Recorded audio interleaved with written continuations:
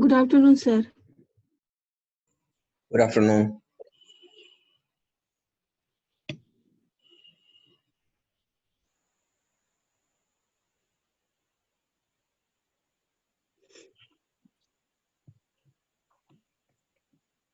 Okay. Good afternoon, all of you. Welcome to online class for F1 Unit 4. And today we will discuss on Jyotirao Govindrao Phule, who was great social reformer, educationist, and philosopher. He is also well known as Jyotiba Phule. Okay, तो start करते हैं.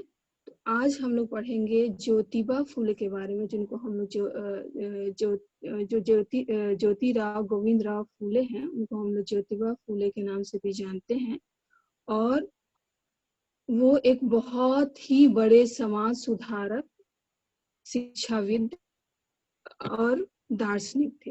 ठीक है, तो उनके जो जीवन दर्शन है और जो उन्होंने समाज सुधार के जो कार्य किए हैं, ठीक है, उन चीजों के बारे में आज के क्लास में हम लोग पढ़ेंगे. ठीक है, तो हम लोग स्टार्ट करते हैं. ये हैं, आप लोग देख पा रहे होंगे स्क्रीन पे कि महात्मा ज्योतिराव फूले, इनको महात्मा की उपाधि भी मिली थी. एक महात्मा गांधी है और उनसे पहले जिन्हें हमारे देश में महात्मा की उपाधि मिली थी वो है ज्योतिराव फूले. ठीक है, उनका जो जीवन काल है वो 11 अप्रैल 1820 से 28 नवंबर 1890 तक.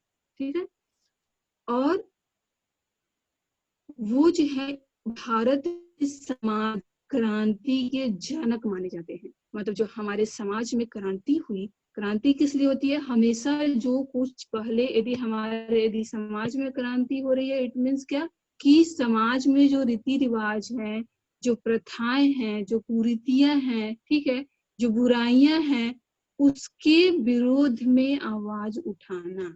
तो हमारे देश में बहुत सारे ऐसे लोग हैं जो इन बुराइयों की, कुप्रथाओं के बारे में आवाज उठाया, लेकिन सबसे पहले यदि किसी ने इसके लिए आवाज उठाने की कोशिश की और इसके लिए बहुत सारे कार्य किए, ठीक है, तो वो है महात्मा ज्योतिराव फूले. इसलिए उनको सामाजिक क्रांति के जनक या फिर सामाजिक क्रांति के अग्रदूत के रूप में भी जाना जाता है. ठीक है, अब आते हैं उनके जीवन के बारे में थोड़ा देखते हैं. ठीक है, तो उनका जन्म जो है वो 11 अप्रैल 1827 को, ठीक है, सतारा जिले में हुआ था, जो कि महाराष्ट्र में था. वो महाराष्ट्रियन थे.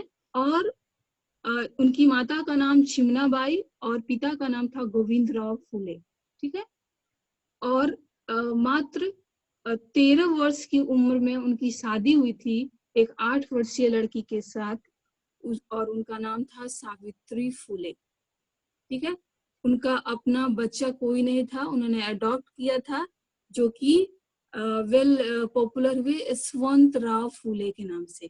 ठीक है, और उनकी शिक्षा, उन्होंने अपनी जो शिक्षा है वो मैट्रिकुलेशन तक की थी, और वो स्कूल था Scottish mission high school Pune. और संगठन, आप लोगों ने ज्योतिराव गोविंदराव फूले, ठीक है, का नाम सुना होगा, या फिर ज्योतिबा फूले का नाम सुना होगा जब आपने जनरल नॉलेज वगैरह में याद किया होगा कभी कि सत्य शोधक समाज की स्थापना किसने की थी. तो Satya Shodhak Samaj is the association to which Jyotirao Govindrao Phule is related. ठीक है, और वो उसके फाउंडर थे. धर्म उनका हिंदू था और उनका देहांत हुआ 28 नवंबर 1890 को. ठीक है, अब हम इसके बाद उन्होंने जो महत्वपूर्ण कार्य किए उस पर एक नजर डालते हैं, और बाद में इसका हम लोग विश्लेषित रूप में इसको पढ़ेंगे. ठीक है, सुप्रसिद्ध समाज सुधारक एवं महान विचारक, भारत में वर्तमान जातिगत भेदभाव के विरुद्ध आंदोलन. तीसरा, ब्राह्मणों के प्रभुत्व के विरोध में आंदोलन. फिर किसान एवं अन्य दूसरे निम्न जाति के लोगों के लिए संघर्ष. लड़कियों के शिक्षा के लिए संघर्ष. वे प्रथम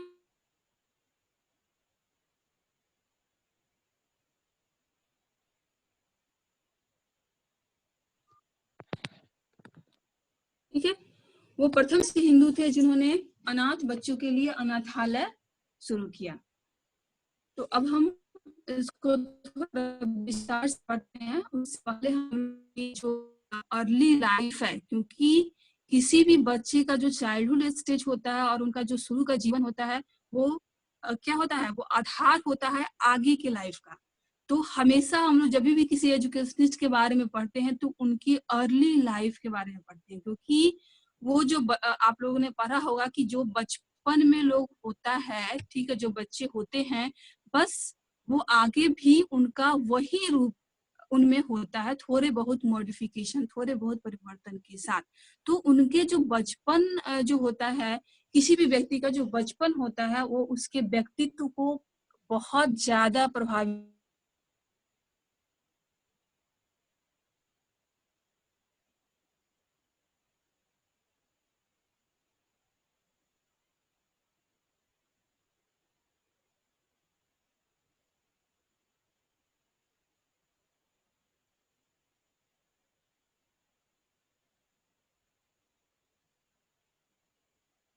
था, वो घोड़े था, ठीक है, जो कि महाराष्ट्रियन में शूद्र लोगों का टाइटल होता है, ठीक है। तो ज्योतिराव के पिता एवं उनके चाचा चूंकि फूल बेचने का काम करते थे सब्जी के साथ साथ, तो इस तरह से धीरे धीरे वो लोग फूले के नाम से पॉपुलर होते गए और बाद में उन्होंने अपना टाइटल इसको फूले कर लिया, ठीक है। और मात्र 9 वर्ष की उम्र में उनका माँ का देहांत हो गया, ठीक है। और प्रारंभिक शिक्षा वो गरीबी और खराब आर्थिक स्थिति के कारण उनको अपनी पढ़ाई रोकनी पड़ी बीच में, ठीक है। और इस तरह से उनकी प्राइमरी एजुकेशन की जो कंटिन्यूटी थी वो खत्म हो गई थी कुछ समय के लिए। फिर उनके चूंकि बहुत ज्यादा मेधावी थे और पढ़ाई में मन लगाते थे और प्रतिभाशाली भी थे, तो इस तरह से उनके इस ये को देखते हुए फिर से उनका स्कूल में नामांकन कराया गया, स्कॉटिश मिशन हाई स्कूल में।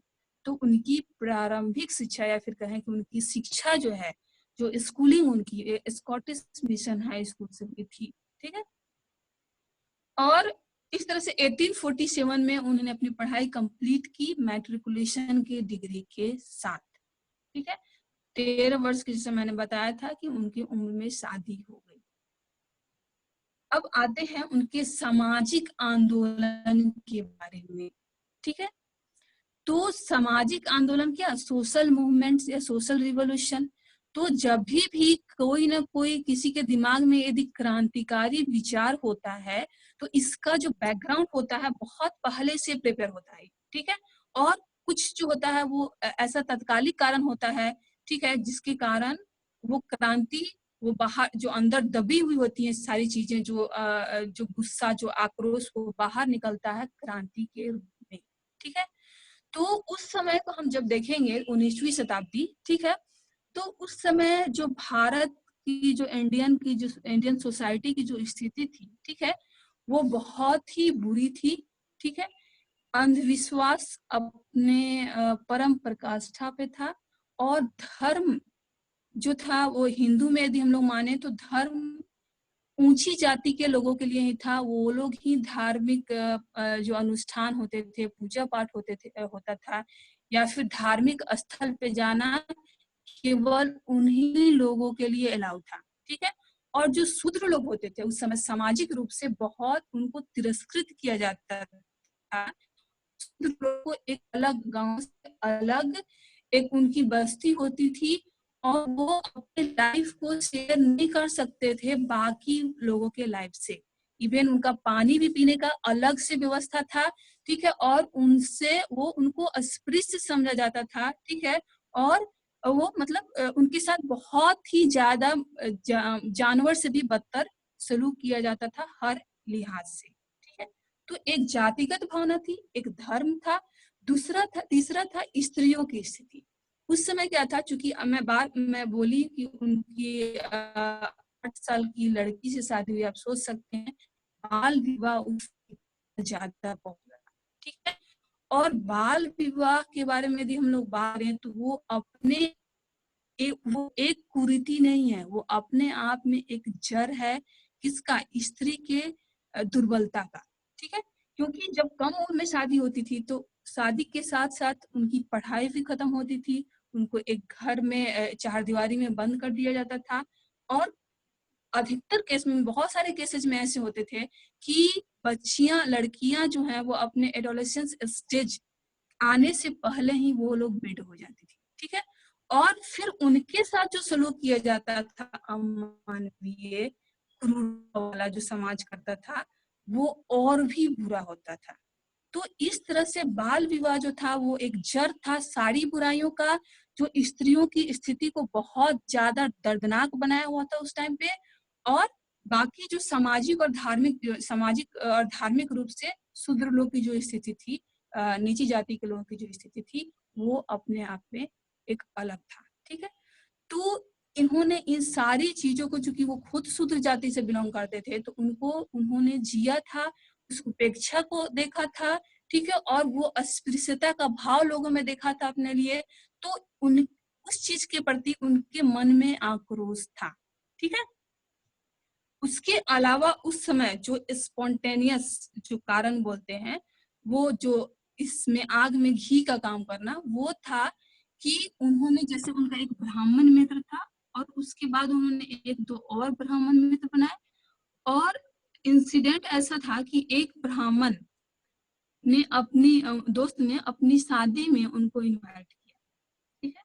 और वो शादी में के इनविटेशन में गए, चूंकि उस समय शूद्र लोग किसी भी समारोह में शामिल नहीं हो सकते थे, ब्राह्मण या फिर उच्च जाति के। लेकिन चूंकि उनके दोस्त ने उन्हें निमंत्रित किया था, तो वो वहां पे समारोह में शामिल होने गए। लेकिन वहां पर ब्राह्मणों को जब पता चला कि ये शूद्र जाति का है, तो उनको बहुत ज्यादा बेइज्जती की उनकी, और उनको वहां से निकाला, ठीक है। और इससे वो बहुत ज्यादा आहत हुए, ठीक है। तो क्या हुआ, अब जब उन्होंने इसका विश्लेषण किया इस सब कारणों का, ठीक है, ज्योतिबा फुले ने जब विश्लेषण किया कि इसके पीछे का क्या कारण है, तो उन्होंने ये समझा कि ये सारे समस्याओं के मूल में, मतलब यदि महिलाएं जो हैं उनके साथ इतना बुरा हो रहा है सलूक, और दलितों के साथ यदि सलूक बुरा हो रहा है, तो इसका मूल में क्या है, अज्ञानता है, ठीक है। और अज्ञानता के कारण क्या है, वो लोग असंगठित हैं, वो अनऑर्गेनाइज्ड हैं। और फिर उन्हें, वो अपने अधिकार की मांग नहीं करते हैं, उनको पता नहीं कि उनके पास क्या उनको होने चाहिए, उनका अधिकार क्या है, मानव के रूप में उनका क्या अधिकार होना चाहिए, ठीक है। और उसी समय उन्होंने थॉमस पाइने की किताब पढ़ी थी, द राइट्स ऑफ मैन, ठीक है, और जिसका उनके जीवन पे बहुत ज्यादा प्रभाव पड़ा, और उनको अपने सामाजिक क्रांति के लिए बहुत ज्यादा उद्वेलित किया, ठीक है। तो उनका ये मानना था कि जितनी भी बुराइयां हैं उसके जड़ में क्या है, अशिक्षा। तो उन्होंने एक कोटेशन दिया था कि कैसे एक शिक्षा का अभाव कितनी सारी बुराइयों को जन्म दे देता है, ठीक है, जो बहुत ही पॉपुलर है और बहुत ही ध्यान देने की बात है, ठीक है। Lack of education leads to lack of vision. यदि शिक्षा नहीं होगी तो दूरदर्शिता नहीं होगी, ठीक है।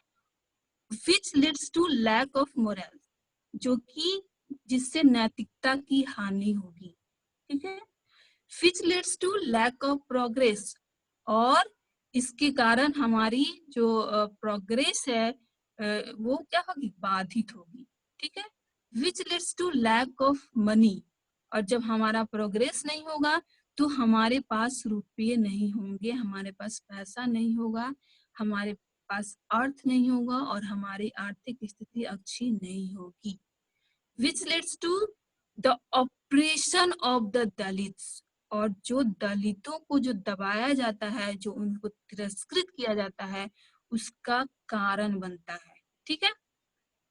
और फिर उन्होंने इस पर ध्यान देते हुए इसमें आगे लिखा था कि she what state of the society, ठीक है, वन लैक ऑफ एजुकेशन, ठीक है।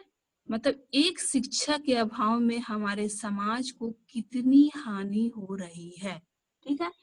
तो उन्होंने इन सारी जो बुराइयां थी समाज में, उसको दूर करने के लिए, उसको समाज से हटाने के लिए, ठीक है, किसी चीज को जरिया बनाने का सोचा, तो वो है शिक्षा, ठीक है। और इसके लिए उन्होंने अलग अलग प्रयास किए, अलग अलग वर्ग के लिए, ठीक है। तो हम लोग बात करते हैं पहले स्त्री शिक्षा के लिए उन्होंने क्या प्रयास किया, ठीक है। तो स्त्री शिक्षा में जनरली जो शूद्र जाति की या निम्न जाति की जो लड़कियां होती थी, वो लोग तो कभी शिक्षा के बारे में सोच भी नहीं सकती थी उस समय, ठीक है। तो ज्योतिराव फूले ने इस कंडीशन को समझा, ठीक है। और इसके लिए सबसे पहले उन्होंने अपनी वाइफ सावित्रीबाई फूले को एजुकेटेड किया, खुद से पढ़ाया और इतना सक्षम बनाया कि वो कम से कम अपनी जाति के बच्चों को पढ़ा सके। और उसके बाद उन्होंने 1851 ईस्वी में प्रथम बालिका विद्यालय की स्थापना की, ठीक है। तो इंडिया में प्रथम बालिका विद्यालय की स्थापना 1851 में हुई थी, जिसकी स्थापना ज्योतिराव फूले ने की थी, यानी ज्योतिबा फूले ने की थी। और उसमें प्रथम महिला शिक्षा, ठीक है, महिला शिक्षिका के रूप में उन्होंने अपनी पत्नी को नियुक्त किया, सावित्रीबाई फूले को। तो इस तरह से उनकी पत्नी सावित्रीबाई फूले हमारे देश भारत की पहली भारतीय महिला शिक्षिका थी, ठीक है। फिर उसके बाद उन्होंने विधवाओं की जो विडोज थी उनकी बुरी स्थिति को महसूस किया, ठीक है। और उन्होंने विधवा आश्रम बनाए ताकि वे लड़कियां जो समाज से तिरस्कृत हो चुकी होती हैं, जिनके साथ अमानवीय सलूक किया जा रहा है समाज में, ठीक है, उन लोगों को एक जगह मिले, उन लोगों को शेल्टर मिले अपने जीवन यापन करने के लिए, ठीक है। और इसके साथ साथ उन्होंने विधवाओं के पुनर्विवाह के लिए, रीमैरिज के लिए बहुत सारे वकालत किए, मतलब बहुत सारे प्रयास किए, ठीक है। तो अब तो इस तरह से उन्होंने क्या किया, महिलाओं को उन्नति के लिए, उत्थान के लिए, ठीक है। और जो विधवा जो महिला थी उनके उत्थान के लिए अनाथाश्रम विधवा आश्रम बनाया, ठीक है। और जो उस समय विधवाएं होती थी उनके यदि कोई बच्चे होते थे तो उनके लिए भी उन्होंने एक अनाथालय बनाया था, जिसमें उनके नाम को गुप्त रखा जाता था और उनके बच्चे वहां रखे जाते थे, ठीक है। अब आते हैं किसानों की स्थिति के बारे में, ठीक है। ज्योतिराव फूले जो हमारे देश में उस समय जो किसानों की स्थिति थी उससे बहुत ज्यादा दुखी थे। उनका मानना था कि किसान जो हैं वो हमारे देश के लिए बहुत बड़े धरोहर हैं। वो हमारे देश के लिए अनाज उत्पन्न करते हैं और परिश्रम करते हैं, श्रम करते हैं ताकि सारे लोगों को खाना मिले। और बदले में उनको साहूकारों के द्वारा क्या किया जाता है, तिरस्कृत किया जाता है, उनको तरह तरह के प्रताड़ित किया जाता है, ठीक है। तो इसके लिए उन्होंने बहुत प्रयास किए, ठीक है। तो इस क्रम में उन्होंने 1877 में दीनबंधु नामक समाचार पत्र का प्रकाशन किया, ठीक है। और इसमें उन्होंने श्रमिकों को और किसानों को, ठीक है, अपनी असंतोषजनक स्थिति के विरुद्ध आवाज उठाने के लिए संगठित होने को, ठीक है, और संगठित होकर संघर्ष करने के लिए प्रेरित किया, ठीक है। और उनके लिए शिक्षा को की महत्ता को बताया, ठीक है। इसी क्रम में आप लोगों को सिलेबस जो है उसमें दिया हुआ है कि ज्योतिराव ने हंटर आयोग को क्या सुझाव दिए थे, इसके बारे में आपको पढ़ना है, ठीक है। इसी क्रम में क्या हुआ था, 19 अक्टूबर 1882 को ज्योतिबा राव ने हंटर कमीशन के समक्ष लिखित रूप से अपना वक्तव्य पेश किया था, जिसमें उन्होंने किसानों के लिए शिक्षा की विशेष व्यवस्था की मांग की थी, ठीक है। क्योंकि उनका भी यही मानना था कि किसानों की स्थिति अच्छी नहीं है, वो बहुत सारे मेहनत के बाद भी अधिक अनाज नहीं उपजा पाते हैं, उनकी आर्थिक स्थिति बुरी है और उनको तरह तरह से साहूकारों के द्वारा प्रताड़ित किया जाता है। ठीक है, इसका कारण अज्ञानता है और अज्ञानता को दूर किया जा सकता है शिक्षा से। ठीक है, तो उन्होंने उनको हंटर आयोग को सुझाव दिए थे, वो किसके लिए दिए थे? किसान के लिए। किसान की जो बुरी स्थिति थी उसको ठीक करने के लिए, पहल करने के लिए क्या क्या किया जा सकता है उनकी नजर में, इसके लिए उन्होंने सुझाव दिया था। तो फर्स्ट था ग्रामीण क्षेत्रों के लिए स्वतंत्र शिक्षा व्यवस्था। शिक्षा व्यवस्था में वैसे स्कूल्स खोलने होंगे जो कि ग्रामीण लोगों के लिए अलग से होगा और उसमें वो फ्री होगा बाकी सारी जगह के एजुकेशन सिस्टम से, क्योंकि ग्रामीण लोगों में जो किसान हैं उनकी जरूरतें अलग हैं, उनकी शैक्षणिक जो उद्देश्य होगा वो अलग होगा। ठीक है, और सारी चीजें अलग होगी, तो उनके लिए एक फ्री स्कूल, फ्री एटमॉस्फेयर की आवश्यकता है। तो उनके लिए एक अलग से स्कूल की स्थापना करने के लिए उन्होंने सुझाव दिया। फिर उसके अलावा जो जनरल नॉलेज की बातें होती हैं, जैसे गणित हुआ, इतिहास हुआ, भूगोल हुआ, व्याकरण हुआ, ताकि किसान जो हैं अपने जनरल मतलब जो सामान्य जो जीवन में उनकी जो बातें आती हैं, जिस सरकमस्टांसेस से फेस करते हैं, उनको सॉल्व करने के लिए, उनको समझने के लिए उनके पास ज्ञान हो। ठीक है, फिर उन्होंने कहा था कि कृषि संबंधी हर तरह का ज्ञान दिया जाए। ठीक है, ताकि उनकी फसलें अच्छी हो और उनकी आर्थिक स्थिति अच्छी हो पाए। ठीक है, फिर पांचवा जो था सुझाव उन्होंने दिया था कि सामान्य ज्ञान, नीति तथा आरोग्य का ज्ञान दिया जाए। ठीक है, ये सारी बातें उन्होंने किसान की जो स्थिति थी, सामाजिक स्थिति और जो आर्थिक स्थिति थी, ठीक है, उसको ठीक करने के लिए उन्होंने हंटर आयोग के पास ये सिफारिश किया था, जिसको उन्होंने लिखित रूप से दिया था। ठीक है, अब आते हैं नेक्स्ट। ठीक है, तो अब जातिगत भेदभाव को दूर करने के लिए उन्होंने क्या प्रयास किए, इसके बारे में हम पढ़ते हैं। ठीक है, ज्योतिराव रूढ़िवादी जो कि ब्राह्मण एवं ऊपरी जाति के लोगों पर प्रहार करते थे, क्योंकि उनके जो सलूक होते थे शूद्रों के साथ वो बहुत ही बुरा होता था। ठीक है, जैसा कि मैंने बताया कि उनको शूद्र ब्राह्मण लोग जो है वो अपने आप को बहुत ज्यादा पवित्र मानते थे। ठीक है, और उनका ये मानना था कि ईश्वर की पूजा करने का अधिकार और ईश्वर की आराधना करने का अधिकार और वेद पाठ करने का अधिकार, ठीक है, उन लोगों के पास है और शूद्र लोग इनसे वंचित रहना चाहिए।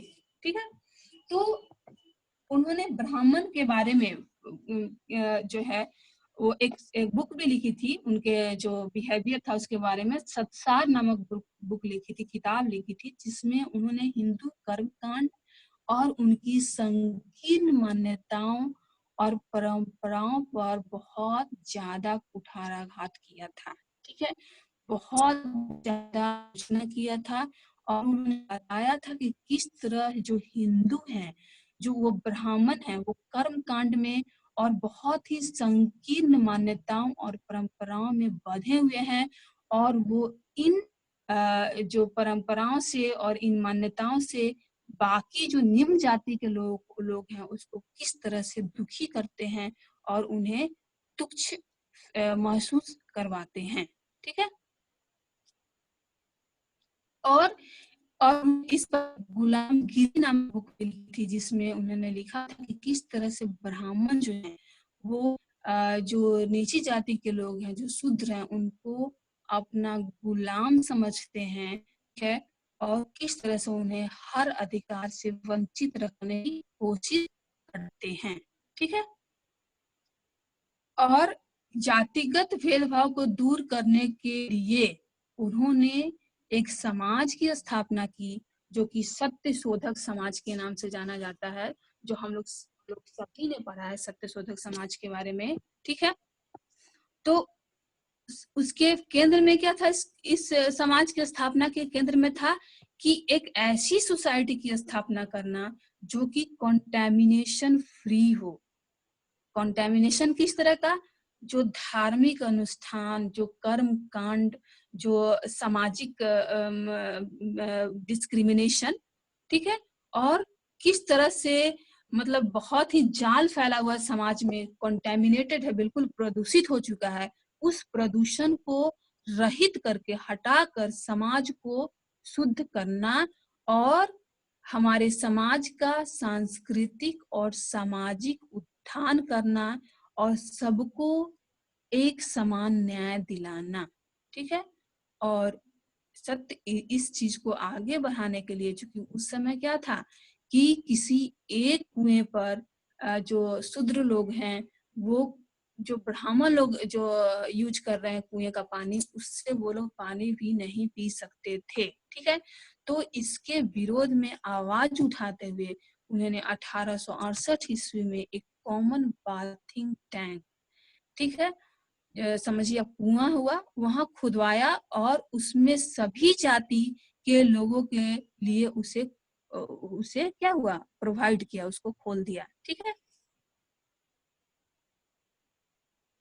तो जो सत्य शोधक समाज नाम की संस्था थी, वो बहुत ज्यादा पॉपुलर हुई अपने कार्यों को लेकर और बहुत ज्यादा प्रयास किया कि सामाजिक, आर्थिक और न्यायिक समानता लाई जाए लोगों में और समाज को कंटेमिनेशन फ्री किया जाए, समाज को इन चीजों से रहित किया जाए जो हमारे समाज के लिए बाधक है, ठीक है।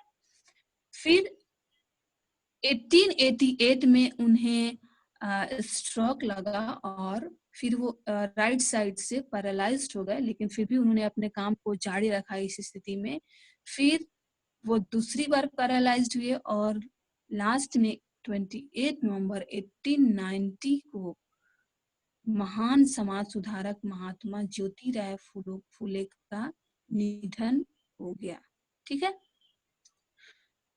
भारत के प्रथम प्रधानमंत्री पंडित जवाहरलाल नेहरू, ठीक है, जब मुंबई में फूले तांत्रिक माध्यमिक विद्यालय का उद्घाटन कर रहे थे तो उन्होंने ज्योतिबा फूले के पुण्य स्मृति में कहा था, उनके लाइन थे कि जिस जमाने में महात्मा फूले ने स्त्री और शूद्र शिक्षा के प्रसार तथा अस्पृश्यता निवारण के लिए तीव्र संघर्ष किया, वह जमाना कठिन था, ठीक है।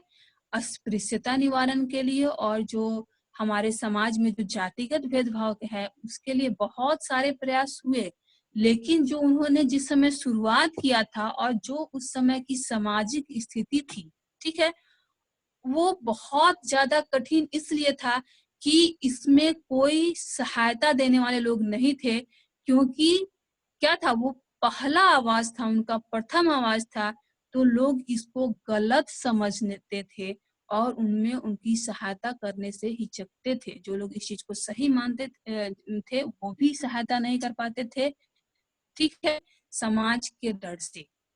तो उस समय जो सामाजिक स्थिति थी, जो उस समय की सामाजिक स्थिति थी, उस समय यदि किसी ने आवाज उठाया इस कुरीतियों के प्रति, तो वो अपने आप में बहुत बड़ी बात थी, ठीक है।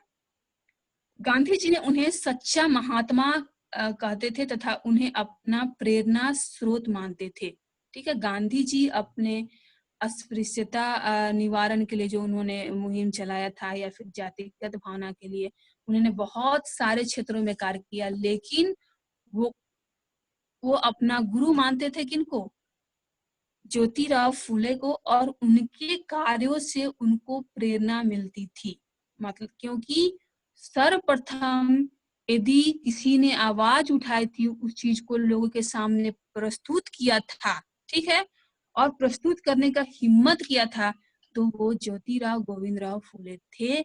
और सबसे बड़ी बात थी कि वो शूद्र जाति से होते हुए भी उनमें इतनी हिम्मत उस समय आई और उन्होंने इतनी अपने हिम्मत और विद्वता का परिचय देते हुए समाज को एक नई दिशा देने की कोशिश की, समाज को एक नई दशा देने की कोशिश की, जो अपने आप में बहुत ज्यादा बड़ी बात है। ठीक है। बाबा साहब अंबेडकर उनके सामाजिक दर्शन से प्रभावित ही नहीं थे, बल्कि उन्हें भगवान बुद्ध और कबीर गुरु के साथ अपना तीसरा गुरु मानते थे। तो बाबा साहब अंबेडकर जो अस्पृश्यता के लेकर उन्होंने बहुत सारे कार्य किए, ठीक है, तो वो भी कहीं ना कहीं प्रभावित थे किनसे? ज्योतिराव फुले से।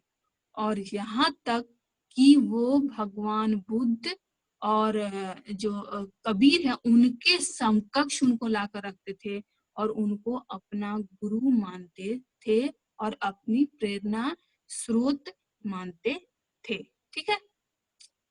तो भारतीय लोकतंत्र में मतलब यदि आप लोग को पढ़ना होगा या फिर बीएड में भी पढ़ना है कि कैसे कैसे वुमेन एम्पावरमेंट के लिए कौन कौन से कार्य चलाए गए, ठीक है, कौन कौन से मुहिम चलाए गए, फिर जातिगत भेदभाव के लिए कौन कौन से चलाए गए। तो शुरुआत यदि किसी ने किया तो वो ज्योतिराव गोविंदराव फुले थे, जो कि स्त्री शिक्षा को, दलित और शोषितों की शिक्षा के लिए, किसान के शिक्षा के लिए, श्रमिकों की शिक्षा के लिए, यानी कि आम जनता को शिक्षा प्रदान करने के लिए उन्होंने बहुत ज्यादा प्रयास किया। और यही नहीं, उन्होंने जो लोग समाज में तिरस्कृत हैं, जैसे विधवाएं हुआ करती थी उस टाइम में, अनाथ लोग अनाथ बच्चे हुआ करते थे, उन तिरस्कृत लोगों के लिए एक शेल्टर प्रदान करना, एक सहारा प्रदान करना, एक इमोशनल सपोर्ट प्रदान करना, उनके लिए आवाज उठाने की कोशिश करना, ठीक है, और वो सारी चीजें करना जो उन्हें समाज में अधिकार दे सके, समाज में उनको स्थिति अच्छी करने के लिए जो भी है वो सारे प्रयास उन्होंने किए। तो इस क्रम में आज जो हमारा समाज है, ठीक है, और इसमें यदि आज भी हमारे सिलेबस में जेंडर स्कूल एंड सोसाइटी है, ठीक है, मतलब, और आज भी हमारे सिलेबस में क्या है? स्त्री सशक्तिकरण है, महिला सशक्तिकरण है, वुमेन एम्पावरमेंट है, जो कहाँ से फॉलो होते आ रही है? ज्योतिराव फुले से। ठीक है। सिलेबस में होने का मतलब क्या है कि जो भी चीजें हमारे पाठ्यक्रम में या पाठ्यचर्या में शामिल होती हैं वो हमारे समाज से रिलेटेड होती हैं, सामाजिक उद्देश्यों से रिलेटेड होती हैं। तो अभी भी वो प्रयास कहाँ 19वीं शताब्दी में हुआ था, और 19वीं शताब्दी से आज हम 21वीं शताब्दी में हैं, और 200 सालों के बाद भी ये प्रयास अभी भी जारी है महिला सशक्तिकरण के लिए और जातिगत विभिन्नताओं को दूर करने के लिए। हालांकि जो शूद्र लोग हैं उनकी स्थिति थोड़ी सुधरी है, पहले से बहुत ज्यादा सुधरी है, उनको समान अधिकार है हमारे लोकतंत्र में। लेकिन जो समाज है, ठीक है, जो सोसाइटी है, उनका माइंडसेट अभी भी पूरी तरह चेंज नहीं हुआ है। और इस माइंडसेट को चेंज करने के लिए हम क्या है, हमेशा प्रयासरत हैं। और जब कभी भी यदि हम लोकतंत्र में यदि स्त्री शिक्षा की बात करते हैं और दलित और शोषित के को समान अधिकार देने के लिए बात करते हैं, और हमारे लोकतंत्र में यदि कोई व्यवस्था है उनके लिए, तो उसका बीज यदि किसी ने डाला था तो वो है ज्योतिराव गोविंदराव फुले। तो इस तरह से एक बहुत ही गरीब परिवार में जन्म लेकर, शूद्र परिवार में जन्म लेकर उन्होंने जो आवाज उठाया, ठीक है, सामाजिक कुरीतियों के प्रति, धार्मिक कुरीतियों के प्रति, ठीक है, और जो आर्थिक विषमताएं थी उनके प्रति, और इसके लिए जो प्रयास किए उनके उनके प्रयास की जितनी भी सराहना की जाए वो कम है। ठीक है। तो होपफुली आप समझ गए होंगे पूरे चैप्टर को। इसमें समझाना तो कुछ है नहीं, आपको केवल ब्रीफ में बता देना था आप इसको, ठीक है, क्योंकि इसमें समझाने लगा कुछ भी नहीं है। तो आप देख पा रहे होंगे किस तरह से इन्होंने बहुत मतलब समाज के डिफरेंट डिफरेंट क्षेत्र में अपना योगदान दिया, ठीक है, समाज को अच्छा करने के लिए, समाज को कंटेमिनेशन फ्री करने के लिए, समाज को शुद्ध करने के लिए, ठीक है। तो एंड करती हूँ अभी।